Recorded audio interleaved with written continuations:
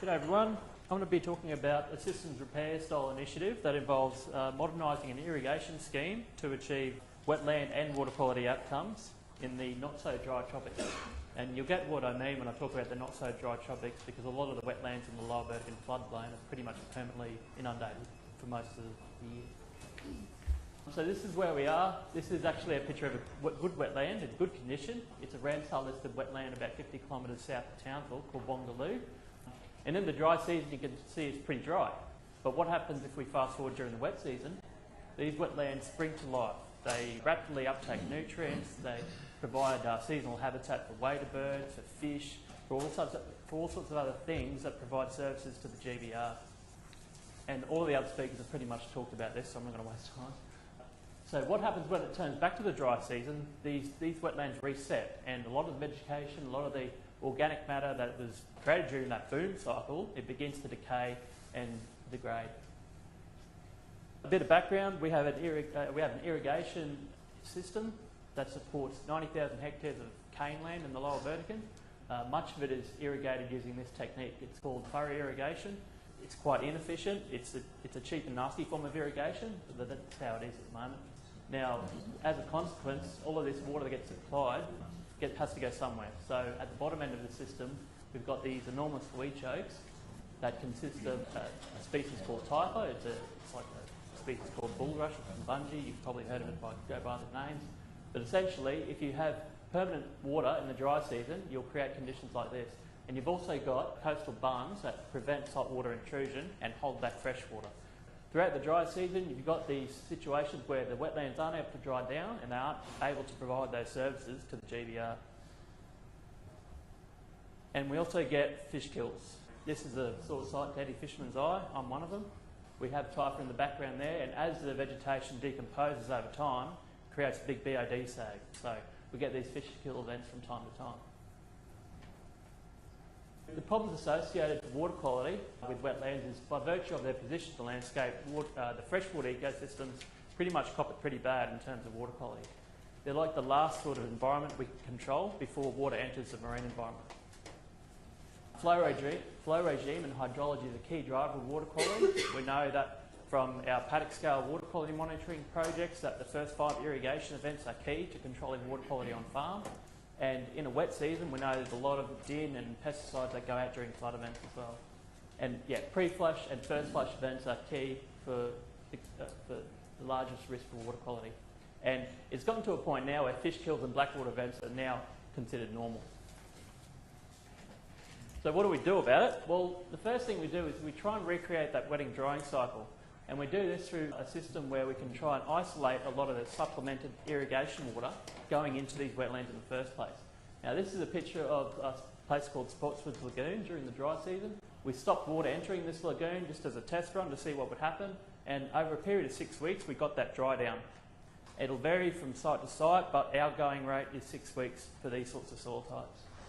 We stuck a recycle pit on the other side of the road, so you can't see, to try and isolate all the water before it ends up into that wetland.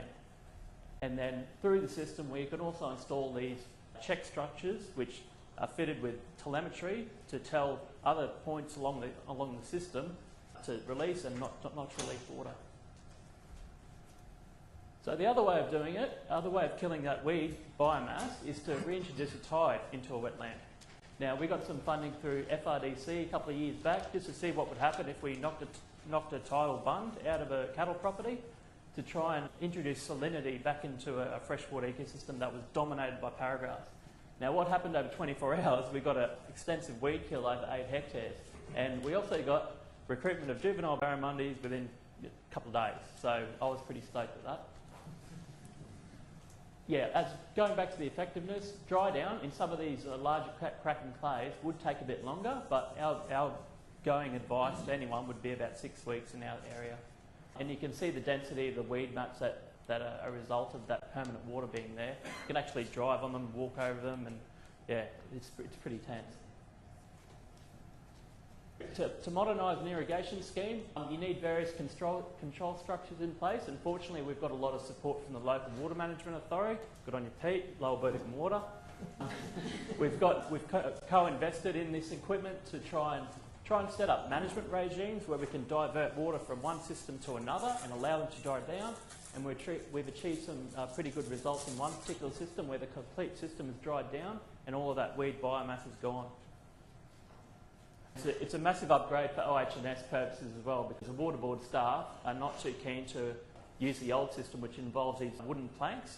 They basically get over them, they drop these wooden planks in, and that's how they manipulate the balances, the storage volumes in those systems. So using these systems, it's a lot more safer for the people to work in, and it's a lot more accurate in terms of all of the volumes involved. Sorry, before I go on, having these sorts of systems, getting those timings right, allows us to develop tailored management plans for each system. So if we know this system takes about 6 weeks to dry out, we can tell the growers for 6 weeks we're shutting off the water for this purpose. Impact on water quality. By reinstating that wetting drying cycle, we believe it improves the hydrological functions and supports the bioremediation pollutants. So during that boom cycle, we envisage a lot of the nutrients and a lot of the pesticides to be taken up and bioremediated in that process. I've done a quick search on the Web of Science, and it's pretty consistent with what the other guys suggested. 40 to 80% of assimilation of DIN, and depending on the mode of action, depending on the mobility and the properties of the herbicide or the active ingredient, 10 to 65% absorption to the biomass. And there's some figures there, some sources there. Another question would it be applicable to other regions? And this is just a heat map of where type effects have been recorded across the country, and it's pretty much everywhere. So it's not just Queensland, it's Australia-wide. I guess this sort of approach could be of relevance in part of the toolbox to local councils, other parts of other irrigation schemes, and other people faced with this problem of having this weed biomass there. It is a costly exercise as well. To install some of this infrastructure, it's between 100 and 250k per automated gate, and there is a lot of time involved for staff planning and evaluation and monitoring and those sorts of things.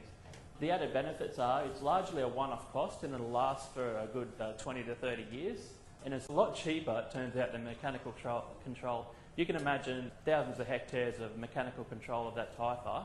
That's 3 or 4 people employed full time, using excavators to dig it out, or using a helicopter to get in there for a chemical treatment. The added benefit as well is it gives graziers back productive land. So when the weed biomass dries out, you can start the recruitment of more natural grasses and other more palatable grasses, so graziers can get back that productive land. Issues that may arise. Luckily, we've had a strong partnership arrangement with the Lower Burdekin Water in that area. They're a regional water management authority that are keen to modernise and become more efficient with their infrastructure. So we're really lucky in that sense. It requires intensive monitoring, and monitoring of water volumes and irrigation schemes is quite difficult due to the nature of flows involved. So it's not easy in that sense. And we get some confused looks to landholders when we say, oh, we want to dry out the wetland. And they go, why? Wetlands are supposed to be wet, and it's like, why do you want to do that? And once you go to the effort of explaining this needs to happen to do this, and that, they start to get on side, and the penny starts to drop. A lot of them actually send a lot more water down than what they normally do because they feel that the wetlands need to be wet, so more water would be a good thing. In summary, the Bransdale wetlands in the Lower Burdekin have undergone significant change from the expansion of irrigated cropping. We believe they need to dry down and reset to prepare for that next boom cycle to absorb those nutrients and contaminants. We think that modernising the irrigation schemes enable us to have better control over those processes of loss of pollutants. I think there's significant potential, based on what everyone said today, for the bioremediation as this being part of the toolbox for managers. Thanks very much.